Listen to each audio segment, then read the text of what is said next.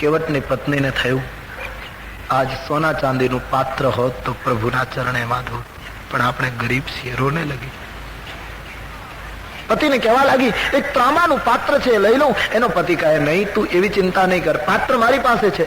અરે બોલે કે કયું પાત્ર? બોલે મારી નૌકામાં લાકડાની જે કાથરોટ છે ને પાણી ભરાય ત્યારે ઉલેચવા માટે, એમાં કયું કે લાકડામાં પ્રભુના ચરણ ધોવાય? કેવટે બહુ સરસ જવાબ આપ્યો કે સાંભળ, પ્રભુના ચરણ ધોવા માટે પાત્રની જરૂર નથી, પાત્રતાની જરૂર છે. તમે કયું પાત્ર વાપરો છો એની જરૂર નથી, તમારી પાત્રતા કેવી છે એની જરૂર છે. દુર્યોધન કો મેવા ત્યાગ્યો, સાગ વિદુર ઘર પાઈ, સબસે ઊંચી પ્રેમ સગાઈ. રાજ સુયજ્ઞ યુધિષ્ઠિર કીનો, તામે જૂઠ ઉઠાઈ. પ્રભુ ભાવ જુએ છે, તું ચિંતા ન કર. અને તાંબાનું વાસણ લે ને તો પણ હું તને ના પાડીશ, કારણ કે ભગવાનના ચરણ ધાતુમાં ન ધોવાય. કેમ? પ્રભુ ઉદાસીન વ્રત પાળે છે. મેં એમ સાંભળ્યું છે કે જે ઉદાસીન વ્રત પાળે એને ધાતુને સ્પર્શ ન કરાય. ભગવાન એની મળાય સિદ્ધ કક્ષામાં માણસ પહોંચી જાય અને વ્રતને એક બાજુ મૂકીને કોઈના પ્રેમ માટે વ્રત ભંગ કરે એક વાત જુદી, પણ આપણાથી એનું વ્રત તોડવાની કોશિશ ન કરાય. માટે ધાતુમાં હરિનું ચરણ ન ધોવાય. વળી ધાતુમાં પ્રભુના ચરણ ધોઈએ ને ધાતુના પાત્રમાં, તો ધાતુનું પાત્ર પાણી ચૂસી ન શકે. ચરણામૃત બધાને આપી દીધા પછી હતું એવું ને એવું થઈ જશે. અને લાકડાની કાથરોટમાં જો ચરણ ધોઈએ ને તો લાકડું પોચું હોય, થોડું પાણી ચૂસી લેશે. અને ચરણામૃત બધાને વેચી દીધા પછી 8 દિવસ સુધી લાકડાનું પાત્ર ભીનું રહેશે. અને એ પાત્ર પછી હું નૌકામાં નહીં રાખું, તને રોટી બનાવવા રસોડામાં આપી દઈશ, તો પ્રભુના ચરણામૃતથી ભીંજાયેલા પાત્રમાં તું રોટી બનાવીશ અને એ રોટી આપણે ખાઈશું તો તારી મારી બુદ્ધિનું જીવન, આપણું જીવન ધન્ય થઈ જશે. માટે લાકડામાં ચરણ ધો. અને બીજું, લાકડાની નૌકા એમાં રામના ચરણ પડે અને એ જ જ્ઞાતિનું લાકડું, એ જ જ્ઞાતિની લાકડાની કાથરોટ, એને પ્રભુના ચરણનો લાભ ન મળે. બંને એક સાથે રહેનારા, તો આ લાકડાની કાથરોટ મને ઠપકો આપશે કે જેમ નૌકા તારવાનું કામ કરતી હતી એમ હું પણ જ્યારે નૌકામાં પાણી ભરાય, નૌકા ડૂબવાની તૈયારી હોય ત્યારે પાણી ઉલેચીને બધાને બચાવવાનું કામ હું કરતી હતી. તો રામનો લાભ એને મળે અને કાથરોટ કાંઈ મને ન મળે તો યોગ્ય ન કહેવાય. માટે પરમાત્માના ચરણ હું કાથરોટમાં જોઈશ. પત્ની કબૂલ થઈ ગઈ. કુટુંબ આખું ગામની બહાર આવ્યું છે. કેવટ એ લાકડાની નૌકામાં રહેલી લાકડાનું જે પાત્ર છે પાણી ભરાય ત્યારે બહાર કાઢવા માટેનું, એ પાત્રમાં પાણી કથાવટા ભરી લઈ આવા. કેવટ એમ જ માને છે કે રામના ચરણે જ્યાં સુધી આ પાણી ન અડે ત્યાં સુધી એ જળ નથી, ત્યાં સુધી પાણી છે. રામ ભલે એને જળ કહે. પાણી ભરીને આવ્યો છે, લોકો બધા ઊભા છે. પરમાત્માને કહ્યું ચરણ પધરાવો. પાત્રમાં પ્રભુએ ચરણ પધરાયો છે અને કેવટ ભગવત ચરણ પખાડે છે. કેટલો બળભાગી માણસ છે. હાથ ડોલવા લાગ્યો, ભગવાનનો ચરણ ડોલવા લાગ્યો, પ્રભુ સ્વયં ડોલવા લાગ્યા. લક્ષ્મણજીને ગમ્યું નહીં. લક્ષ્મણજીએ રામજીને કહ્યું મહારાજ આ કઈ પગ ધોવાની રીત છે? પાત્ર નીચે મૂકીને તમને ચરણ ધોઈ લે તો બરાબર, હાથ ઊંચો ને એમાં પાત્ર ને એમાં તમારો પગ ને પછી હાથ ડોલે, તમારો ચરણ ડોલે, આમાં પડવાનો સંભવ છે. ભગવાન પણ પરેશાન થયેલા એટલે કેવટને કહ્યું કેવટ આવી રીતે કેમ ચરણ ધોવે? નીચે રાખી દે ને પાત્ર. કેવટે ભગવાનને કહ્યું મહારાજ મારી રીતે થશે. લક્ષ્મણજીનો મગજ ગયો કે સરકાર મને આજ્ઞા આપતા નથી, નહીતર હું હમણાં મારી રીતે કરી નાખું. તારી રીતે એટલે આ કઈ રીતનો? બોલે મહારાજ આપને તકલીફ શું છે? કહે તારો હાથ ડોલે, મારો પગ ડોલે, હું પોતે ડોલું, પડી જવાની બીક લાગે. મહારાજ આપને પડી જવાની બીક લાગતી હોય તો એક કામ કરો, શું બંને હાથે જરા નમી અને મારું મસ્તક પકડી રાખો. બુદ્ધિપૂર્વક રામનો હાથ માથા ઉપર મુકાવી દીધો. લક્ષ્મણજીએ રામજીને કહ્યું મહારાજ એના મસ્તક ઉપર હાથ મૂકો જેથી કરીને બુદ્ધિ સુધરે તો આપણને હેરાન કરતો બંધ થાય. કેવટે કહ્યું મહારાજ બુદ્ધિ તો શુદ્ધ તેજ છે જ, અને એમાં હવે પ્રભુનો હાથ પડશે તો ઓર તેજ હો જાયગી. ભગવાને બંને હાથે કેવટનું મસ્તક પકડ્યું છે. દંડ બન્યો છે. દેવતાઓએ આકાશમાંથી પુષ્પની વૃષ્ટિ કરી છે કેવટ ઉપર. ધન્ય કેવટ અતિ આનંદ ઉમગી અનુરાગા. આનંદમાં ભાવ વિભોર બનીને ચરણ પ્રક્ષાલન કરવા લાગ્યો છે.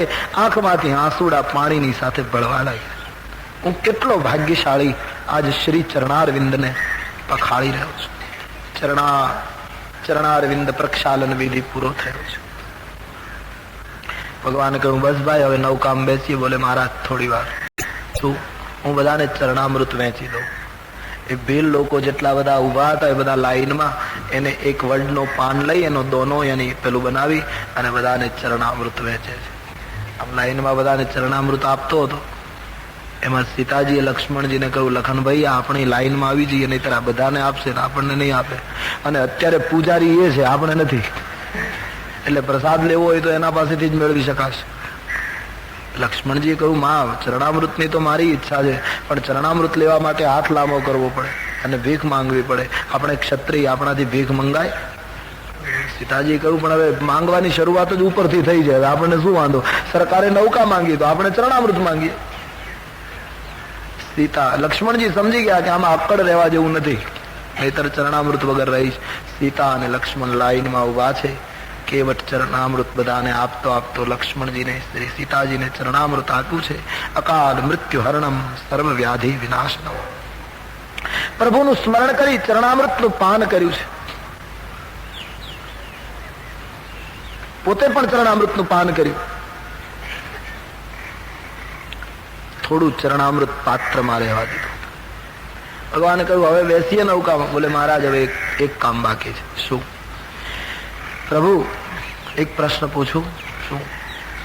તમે વશિષ્ઠજીના આશ્રમમાં ભણવા ગયેલા ને અભ્યાસ તમે ત્યાં કરેલો? લક્ષ્મણજીએ કહ્યું લો મહારાજ હવે આપણો અભ્યાસ પૂછે. તારે અમારા અભ્યાસની શી જરૂર છે? આમાં કઈ અમુક ભણેલા હોય એને જ બેસાડો એવું કઈ છે?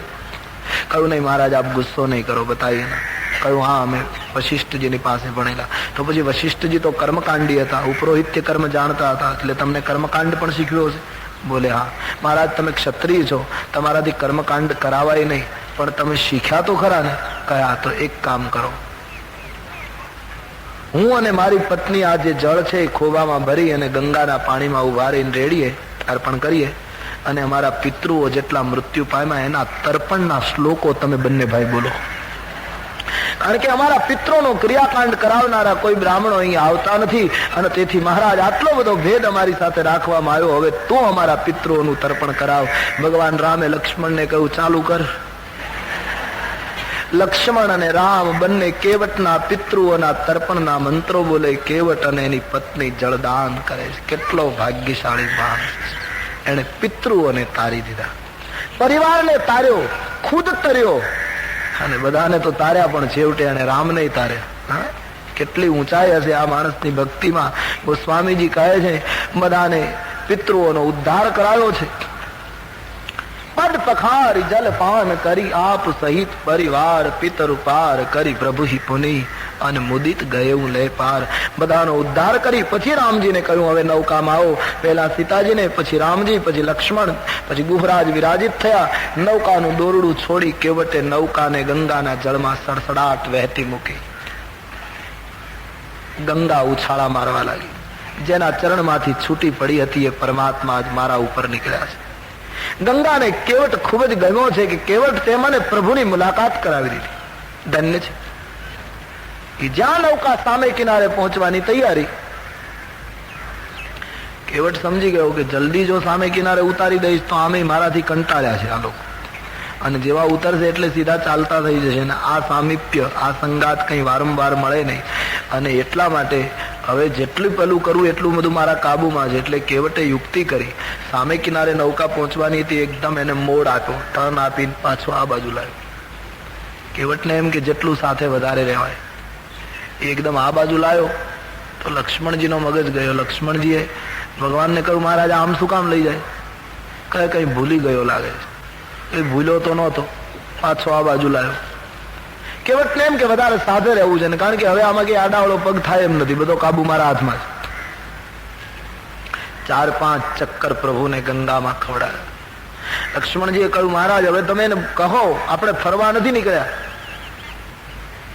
ભગવાને કેવટને કહ્યું કેવટ શું કામ આમનમ ફેરા ખવડાવે? ઘડી કામ ઘડી કામ. આ 4-5 ફેરાથી ખવડાવ્યા, હવે અમે કંટાળી ગયા, પરેશાન થઈ ગયા.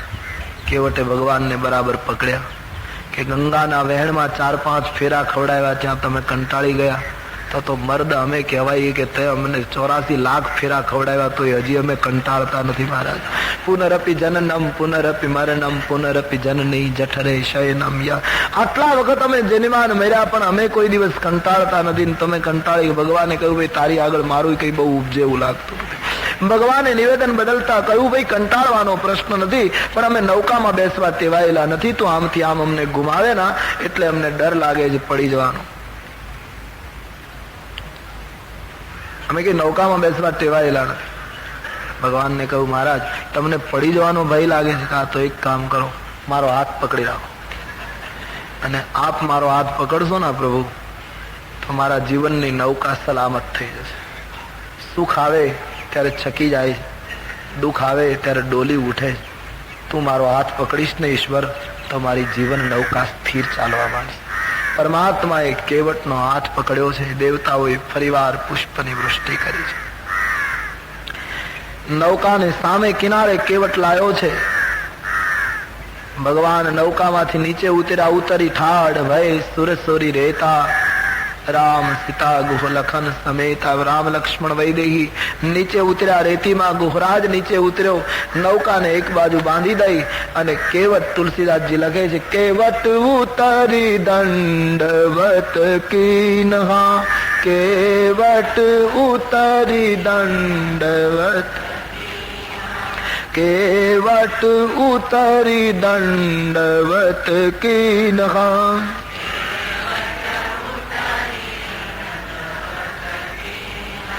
પ્રભુ સકુચાઈ એહી કछु નહીં દીના. પ્રભુ સકુચાઈ એહી કछु નહીં. પિયહિય કિસિય જાન નિહારી. પિયહિય કિસિય જાન નિહારી. મની મુદરી મન મુદિત ઉતારી.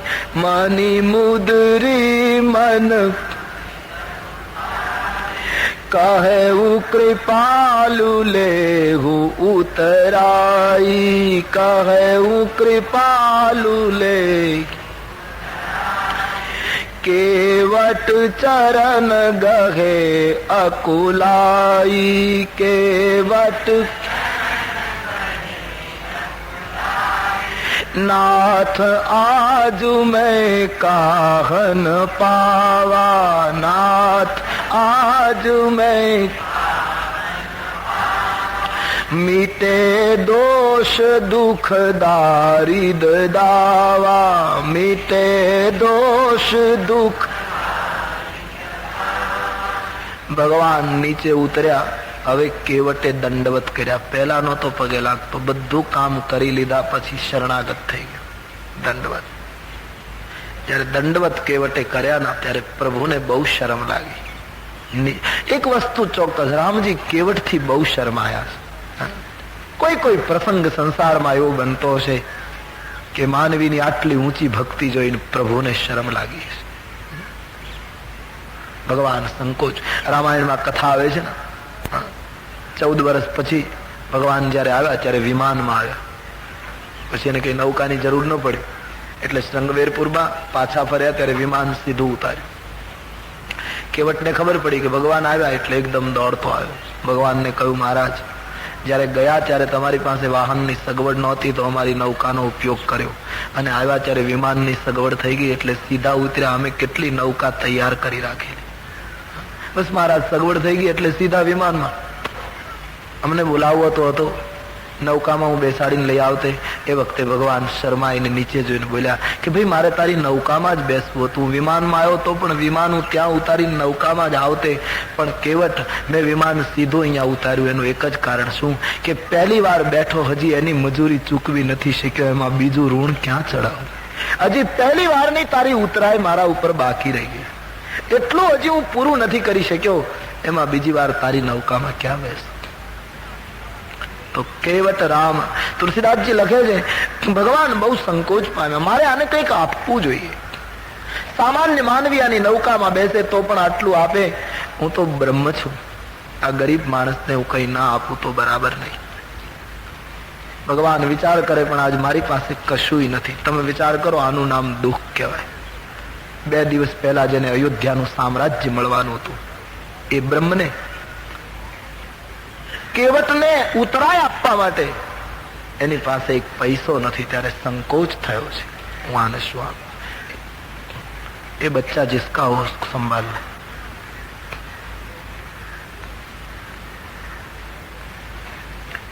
જેનું હોય બાળકે લઈ જાય, જેથી કરીને બાર બાર ડિસ્ટર્બ ન કરે. ભગવાનને કંઈક આપવું છે, આનું નામ દુઃખ કહેવાય. પ્રભુ ઉતરાય ચૂકવી શકે એવું એની પાસે કઈ નથી. આપણા ઉપર તો શું દુઃખ પડે. તમે થોડોક વિચાર કરો, આખું ઘર સુઈ જાય ત્યારે રાતના ઈશ્વરે લાયકાત કરતા વધારે નથી આપ્યું, फिर भी क्यों मांग मांग करते हो? 4 વખત 5 વખત 3 વખત જેટલી વખત જમવું હોય એટલી વખત જમવાનું મળે, અને જેવું જમવું હોય એવું મળે, જેવા કપડાં પહેરવા એવા કપડાં મળે. આપણા પ્રસંગો જયારે કુટુંબના આવે ત્યારે આપણે ઈચ્છીએ એવી રીતે પ્રભુ ઉજવી આપે. સમાજમાં પ્રતિષ્ઠા હોય, માન હોય, મર્તબો હોય, પરિવાર સુખી હોય, પછી શું જીવનમાં જોઈએ છે? છતાં જીવ માંગતો દેખાય છે. બસ ઈશ્વર લાયકાત કરતા વધારે આપે છે. ઈશ્વર બહુ દયાળુ છે. ઈશ્વર જયારે આપે છે ને ત્યારે લાયક અને ગેરલાયકને જોતા નથી, છૂટે હાથે આપે છે. નહીતર આપણે ત્યાં એવો નિયમ છે ને કે સુપાત્રને દાન દેવાય, કુપાત્રને ન દેવાય, એવો એક નિયમ વ્યવહાર માટે બરાબર છે કે દુરુપયોગ કરે એને ના આપવું જોઈએ. કર્મ સંજોગે સુપાત્ર મિલે તો કુપાત્ર કો દાન દિયો ન દિયો है, गंग तरंग प्रवाह चले फिर कूप को नीर पियो न पियो है, जब हृदय रघुनाथ बसे तब और को नाम लियो न लियो है, कर्म संजोगे सुपात्र मिले तो कुपात्र को दान दियो न दियो, कवि गंग का है सुनु शाह अकबर, एक मूर्ख मित्र कियो न कियो है. સમાજ માટે બરાબર છે કે સુપાત્રને દાન દેવાય, કુપાત્રને ન દેવાય, પણ ભગવાન જો એમ વિચાર કરે કે મારે સુપાત્રને જ આપવું છે તો 90% નીકળી જાય, 10% માંડ નીકળે. છતાં ઈશ્વર જયારે આપે છે બહુ દયાળુ છે. એની દયાનો હું તમે અનુભવ નથી કરતા. આપણને સમય જ ક્યાં છે ઉસકી કરુણા કા વિચાર કરને કે લીએ? ક્યારેય સવારમાં ઉગતા સૂરજને જોયો છે? દેખોગે તો આંખ ભીની હો જાયગી કે જગતનું કલ્યાણ કરવા માટે રોજ સવાર પડતા જ તું પોતે સળગે છે, પણ જગતને તેજ આપવા માટે નિયમસર બહાર નીકળે છે. કભી સોચા હે? આકાશ જોવાનું ક્યારેય રાત્રિએ સંત પુરુષો જગત સુઈ જાય ત્યારે ભજન કરે છે. જગતની રાત્રિમાં સાધુઓ જાગે છે. ये ब्रह्मांड की रचना मानवी के लिए, जीव के लिए प्रभु ने की है. उसकी कृपा का अभ्यास करो, मांगो मत, रड़ो मत. કેટલું અનંત ઉપકાર કરે છે. એક ફકીરનો આશ્રમ હતો, પછી એમાં રાત્રિએ 12 વાગે ખૂબ વરસાદ પડતો હતો ને એમાં એક ચોર ચોરી કરવા ગયેલો, તો ક્યાંયથી ચોરી ન મળી ને કઈ ખબર નહીં, એવો ડરી ગયેલો તો ફકીરના આશ્રમમાં આવ્યો. ફકીરે જોયું કોણ છે, તો પેલા ચોખ્ખું કહી દીધું હું ચોર છું, આત્મનિવેદન. બાબા હું ચોરી કરવા ગયો હતો, હું કોઈ દી ડરું નહીં, પણ ખબર નહીં મારા હૃદય ઉપર આજ અસર થઈ જાય, હું બહુ ગભરાઈ ગયો છું, આ વરસાદમાં મને આશ્રય આપો નહીતર હું મૃત્યુ પામીશ, હું પાપી છું, ચોર છું, આત્મનિવેદન કરવા લાગ્યો રડવા. ફકીરે કહ્યું કે હું તને ન રાખું, મારો આશ્રમ બદનામ થાય, કાલે કોઈને ખબર પડે ચોરને સંગ્રહ તે ચોર છું એમ ન કીધું હોત તો કદાચ રાખત, પણ તે નામ આપ્યું હવે તો રાખું જ નહીં. પેલો કહે બાબા મેં આત્મનિવેદન કર્યું તો તમે મારો ઇનકાર કરો છો. પગમાં પડે, પેલો ફકીર ધક્કો મારે, હું તને નહીં રાખું, પાપીને અહીંયા રખાય નહીં, પાપીનું આ સ્થાન નથી, તું ચોર છે, તું આમ છે. 1 કલાકની ચર્ચા પછી ફકીરે જોરથી ધક્કો માર્યો, પેલા ચોરને રડી પડ્યો છે, હું તને ન રાખું આશ્રમમાં. આકાશમાંથી આકાશવાણી થઈ, એ ફકીર શું કામ ધક્કો મારે? પરમાત્મા બોલ્યા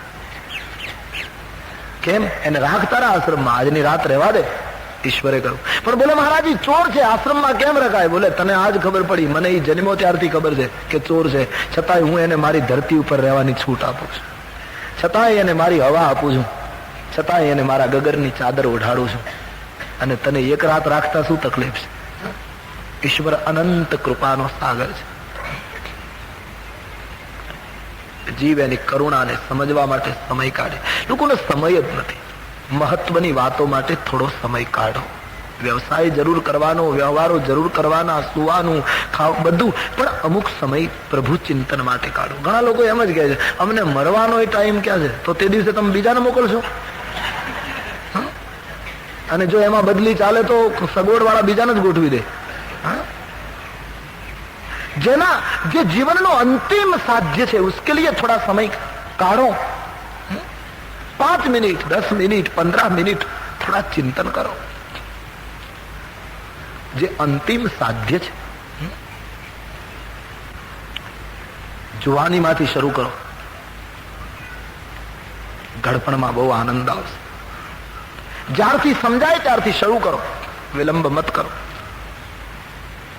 આજનું હું સમજુ છું વ્યસ્ત જગત છે, આજે વધારે સમય ન મળે તો હું આપને એટલું જરૂર કહી શકું કે બીજું કઈ ન કરીએ તો કઈ નહીં, સવારમાં તમારી ઓફિસ જાઓ, તમારા કામે જાઓ, તમારા નિયત સમયે જ્યારે 5 મિનિટ પ્રભુની પાસે ઉભા રહો કે તારો દીકરો છું, હું કોઈ કંગાળ નથી, હું કોઈ જેવો તેવો નથી, તારું સંતાન છું, તારો અંશ છું, હું મારે કામે જાઉં છું, મને શક્તિ આપજે, મને બુદ્ધિ આપજે, મને પ્રમાણિકતા આપજે, મને નીતિ આપજે, હું સારું કાર્ય કરીને પાછું. એમ કરીને જાઓ.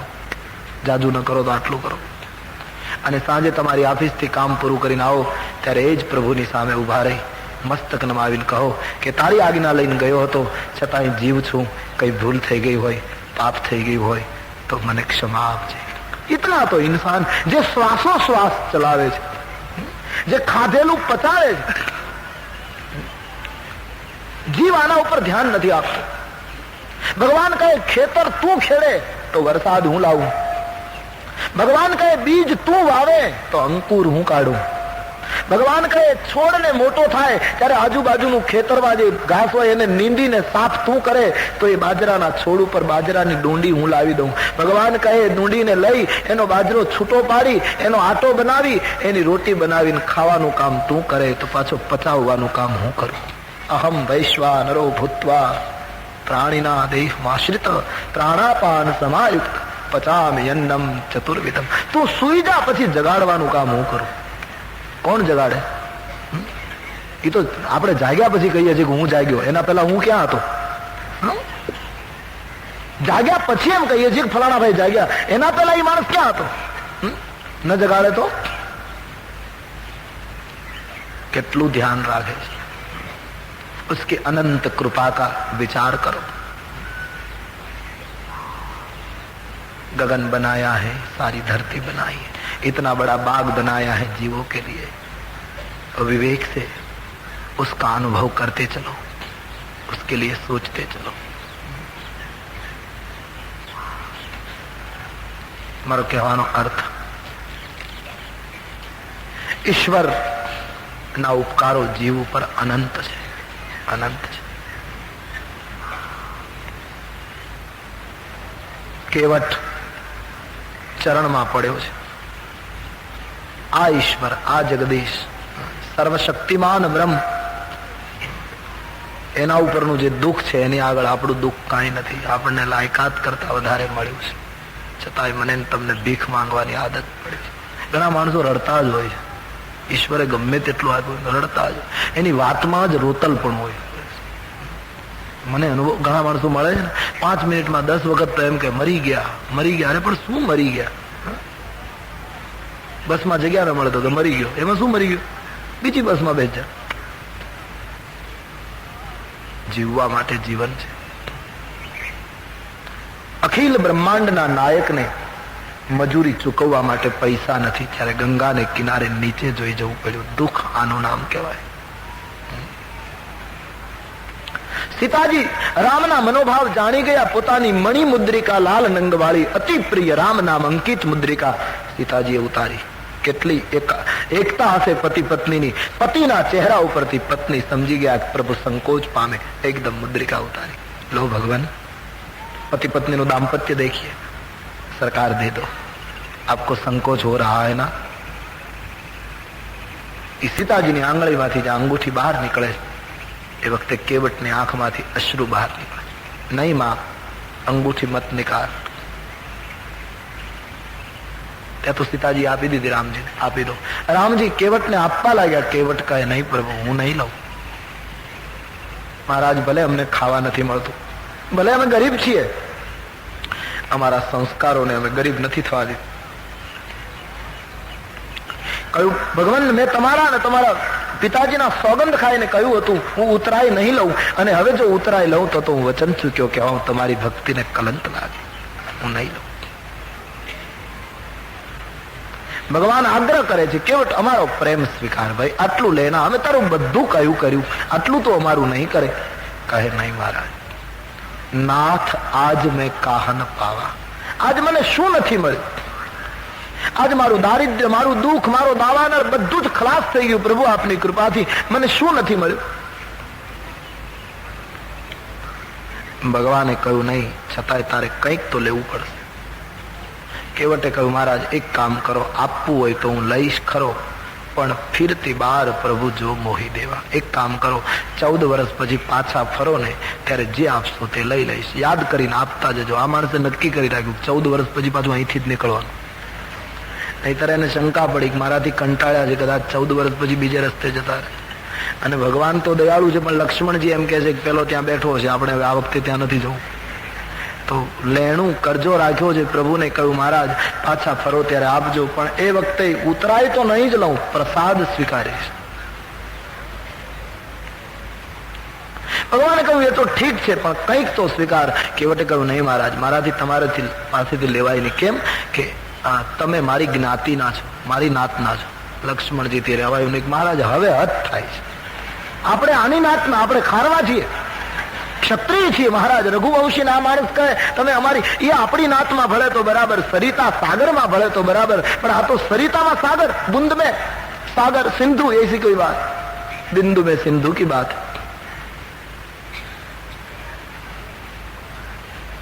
અમે તારી નાતના બોલે. હા મહારાજ. કેમ? મહારાજ હું ગંગાનો ખારવો, તમે ભવસાગરના ખારવા છો. પ્રભુ નિયમ એવો છે, ખારવો ખારવાની ઉતરાય ન લે, વાળંદની દાઢીના પૈસા ન લે, એ સામસામા બેસી જાય, એના પૈસા ન લે એકબીજાના. એમ ખારવો ખારવાની ઉતરાય ન લે. તમે ભવસિંધુના ખારવા, હું ગંગાનો ખારવો. મહારાજ આજ હું તમારી ઉતરાય નથી લેતો, તો કાલ હું ભવસાગરને કિનારે આવું ત્યારે મારા કર્મનો હિસાબ ન માંગશો, નહીતર પ્રભુ હું કર્મનો હિસાબ નહીં આપીશ. મેં પાપી હું, અધમ હું. ભગવાનની સામે રડી પડ્યો ત્યારે રામના નેત્રો ભીંજાઈ ગયા છે. કેવટ તારા જેવો ભક્ત મેં પહેલી વાર જોયો છે. તું કશું લેતો નથી. હવે મારે સામેથી એક વખત તુલસીદાસજી કહે પ્રભુએ કંઈક તો આપ્યું. શું આપ્યું?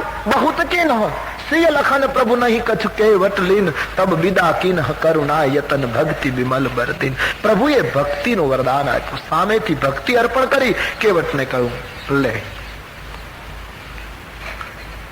હૃદય લગાડ્યો અને કહ્યું હવે જા. જવાનું કહ્યું તે ગયું નહીં. મહારાજ હવે ક્યાં જાઉં? બોલે નહીં કેવટ, તારે કુટુંબ છે, તારે સંસાર છે, તારી જવાબદારીઓ છે. હું કોઈને કહેતો નથી બધું છોડીને ભાગો. હું તો એટલું જ કહું છું, ભાગો નહીં, જીવનમાં જાગો. ભાગવાની જરૂર નથી, જીવનમાં જાગવાની જરૂર છે. મેં ગઈકાલે પણ કહેતો હતો, ભાગીને ક્યાં જશો? જ્યાં જશો ત્યાં સંસાર છે, चारों ओर संसार पड़ा है. मन वही का वही. जागने की बात है. ભક્તિમાં બળવાનું નથી, ભક્તિમાં ભળવાનું છે. જ્ઞાન બળવાની વાત કરશે. કર્મ को जला दो, निसंग हो जाओ, ऐसी बात ज्ञान करेगा? भक्ति कैसे नहीं, बढ़ी जाओ. જ્ઞાન कैसे પતંગિયું જેમ દીવામાં બળે એમ ખતમ हो जाओ. भक्ति कैसे नहीं, बड़वानु नहीं. नदी सागर में बढ़े एम ईश्वर में बढ़ी जाओ. इतना एक में जलना होता है, एक में मिलना होता है. इतना फर्क है भक्ति और ज्ञान का. એનો અર્થ કોઈ એવો ન કરે કે જ્ઞાનની આલોચના છે. પંથ દોનો હોય. સરળ પંથ ભક્તિનો છે. ભક્તિ વગર જ્ઞાન અધૂરું છે. જ્ઞાન એ સાબુ છે. સાબુમાં મેલ કાઢવાની શક્તિ છે, પણ ભક્તિ એ જળ છે. પાણી વગર સાબુ કામ ન કરે. ભક્તિનું જળ ભળે પછી સાબુ મેલ કાઢી શકે. રામાયણમાં લખ્યું છે, રામ ભક્તિ જલ બિनु ખદર આઈ, અભિયંતર મલ કબ હોકી જાય. રામ ભક્તિ જલ હૈ. રામનું જ્ઞાન એ સાબુન છે. ભક્તિનું જળ અને જ્ઞાનનો સાબુ જેના આવે એનું અંતઃકરણનું કપડું ચોખ્ખું થઈ જાય. એટલા માટે ભક્તિની જરૂર છે. બાળક મેળામાં જાય ને તો ભૂલું પડી જાય. ગીર્દી ખૂબ હોય મેળામાં, પછી એ પોતાના બાપુજીની આંગળી પકડી રાખે મેળામાં. પણ બાપુજી તો પુરુષ છે, અને કોઈ મિત્રો મળે મેળામાં તો એ આ હાથ છોડી દે, રામ રામ મળવા લાગે ને બધાને ભેટવા લાગે તો પેલા બાળકનો હાથ છૂટી જાય ને પાછું ગીર્દીમાં બાળક ભૂલું પડી જવા સંભવ. તો સમજદાર બાળક હોય તો એક હાથે બાપુજીની આંગળી પકડે અને બીજા હાથે માનો પાલવ પકડી રાખે. જ્ઞાન એ પિતા છે, ભક્તિ એ માતા છે, સંસારી એ મેળો છે. સંસારના મેળામાં કદાચ જ્ઞાનની આંગળી છૂટી જાય પણ ભક્તિનો પાલવ પકડ્યો હશે તો ભૂલા નહીં પડો, સચવાઈ જશો, संभल जाओगे. इसलिए भक्ति की महिमा गाई गई. અને અંતે તો કેવલ જ્ઞાનીઓ પણ ભક્તિ તરફ વળ્યા છે, છૂટકો જ નહીં. સ્વામી રામતીર્થ હિમાલયને કહે નીચે ઝૂકી જા તો હિમાલય ઝૂકતો તો આટલી સિદ્ધિ આવી ગઈ હતી. વાદળાઓ નીકળે ને એમ કહે વરસો તો એ જ મિનિટે વાદળ વરસતા હતા. આટલી પ્રકૃતિ ઉપર આ માણસનો કાબુ થઈ ગયો હતો. છતાં આટલી જ્ઞાનની પરિપક્વ ભૂમિકાએ પહોંચ્યા પછી પણ જયારે જયારે ગંગાને કિનારે કૃષ્ણની યાદ આવી ત્યારે બાળકની જેમ રડે છે. मेरे प्रीतम बहार आ रही है, अब तो आ जाओ. स्वामी जी कहते હે ભગવાન, હે પ્રીતમ તું આવ. મારા શરીરમાં બહાર શરૂ થઈ, શરીર પુલકિત થયું છે. મેરે પ્રીતમ બહાર આ ગઈ है, अब तो आ जाओ. घटा एक आसमां पे छा गई है, अब तो आ जाओ.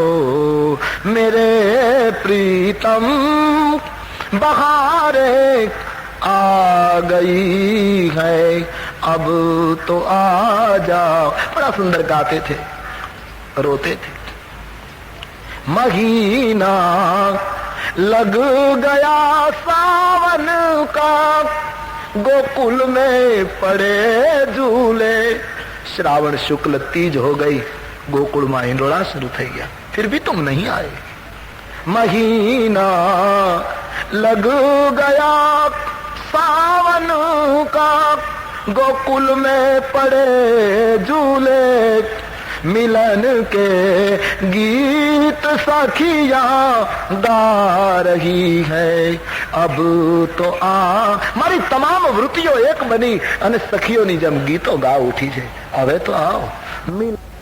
બહારે આ ગઈ है, अब तो आ जाओ. ભક્તિ તો કેવટ પરમાત્માની પાસેથી કઈ લેતો નથી. પ્રભુ એને વિદાય આપે છે. તારે સંસાર છે, તારે ભાગવાનું નથી, જાગવાનું છે. જા. રડતો રડતો પિતાથી જેમ નાનું બાળક છૂટું પડે એમ કેવટ છૂટો પડ્યો છે.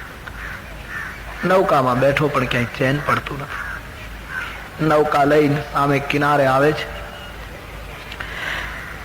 પત્નીની પાસે રડી પડે છે. પ્રભુએ મારી બધી રુચિ પૂરી કરી.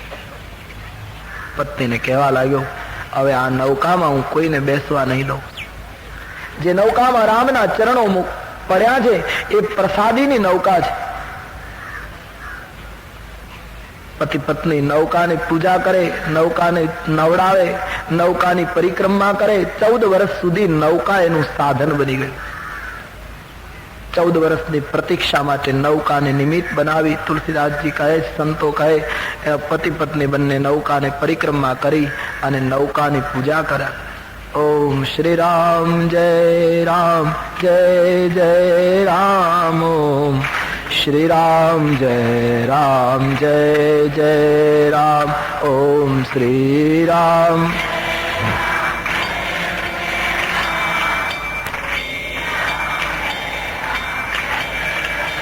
राम ओम श्री राम जय राम जय जय राम. ओम श्री राम जय राम जय जय राम. ओम श्री राम जय राम.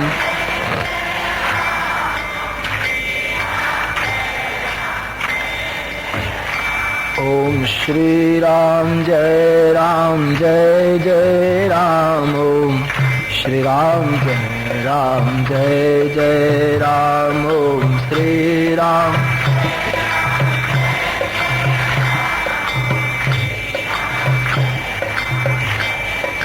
राम ओम श्री राम जय जय राम। ओम श्री राम जय जय राम। ओम श्री राम।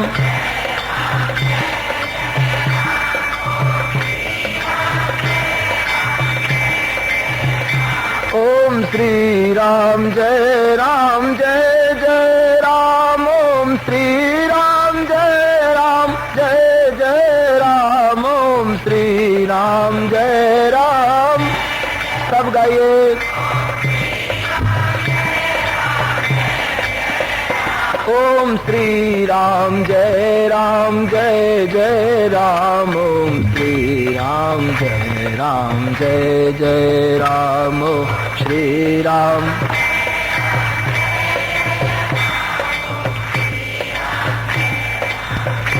जय राम। ओम श्री राम जय जय राम। ओम श्री राम जय जय राम।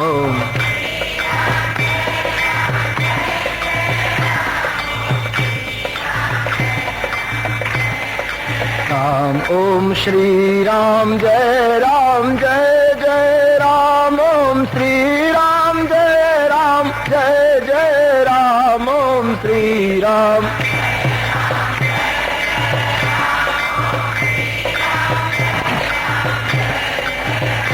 ओम श्री राम जय जय राम। ओम श्री राम जय जय राम। ओम श्री राम।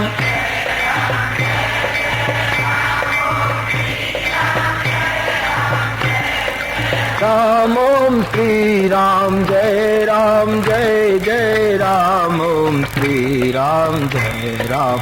जय राम।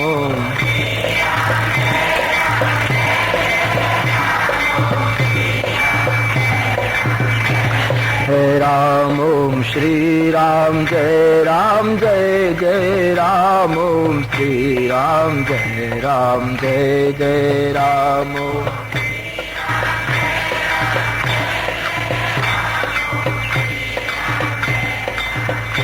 जय राम। ओम श्री राम जय जय राम। ओम श्री राम जय जय राम।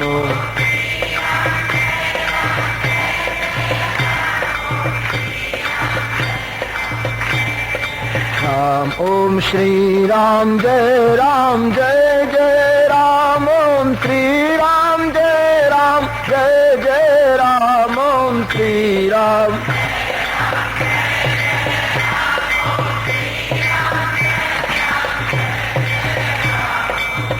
ઘણા માણસોની એવી દલીલ છે, ફરી એકવાર ચર્ચા કરું કે એકનું એક કીર્તન યાની એકનું એક હરિનામ દોહરાવવાથી શું ફાયદો? કોઈ મોટો માણસ હોય એ તમને ક્યારેય મુલાકાત આપતો જ ન હોય, એના દ્વાર પાસે જઈને તમે એટલું નક્કી કરો કે રોજ 5 મિનિટ મારે એના નામને પુકારવું, આજ નહીં તો કાલ, પરમ દિવસે, પહેલે દિવસે. ક્યાં સુધી એ દરવાજો નહીં ખોલે? એ નહીં ખોલે તો બીજા એને કહેશે કે હવે હદ થાય છે, આ માણસની તપ બરાબર થઈ ગયું છે, હવે તો ડોક્યું કરો. એને શરમ લાગશે. એમાં રોજ જપતે રહો થોડા થોડા, આજ નહીં તો કાલ, કાલ નહીં તો પરસો. પ્રભુને સંકોચ થશે કે હવે હદ કરી છે, હવે આને જવાબ આપવો પડે. एक बहुत सुंदर कवि ने लिखा, सब भक्त तुझको घेरेंगे, तेरे नाम की माला फेरेंगे. सब भक्त तुझको घेरेंगे, तेरे नाम की माला फेरेंगे. फिर आप ही खुद शर्माओगे, फिर आप ही खुद शर्माओगे, और दर्शन दोगे कहीं न कहीं, और दर्शन दोगे कहीं न कहीं मनमोहन मूरत है तेरी, मनमोहन मूरत है तेरी, मनमोहन मूरत है तेरी, मनमोहन मूरत। मिल जाओगे तुम कहीं न कहीं, मिल जाओगे तुम कहीं न कहीं, मिल जाओगे तुम कहीं न कहीं, मिल जाओगे तुम। ये चाह हमारे दिल में है, ये चाह हमारे,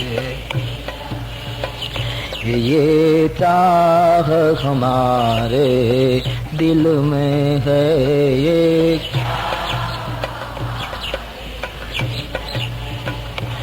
मिल जाओगे तुम कहीं न कहीं, मिल जाओगे तुम कहीं, मनमोहन मूरत है तेरी।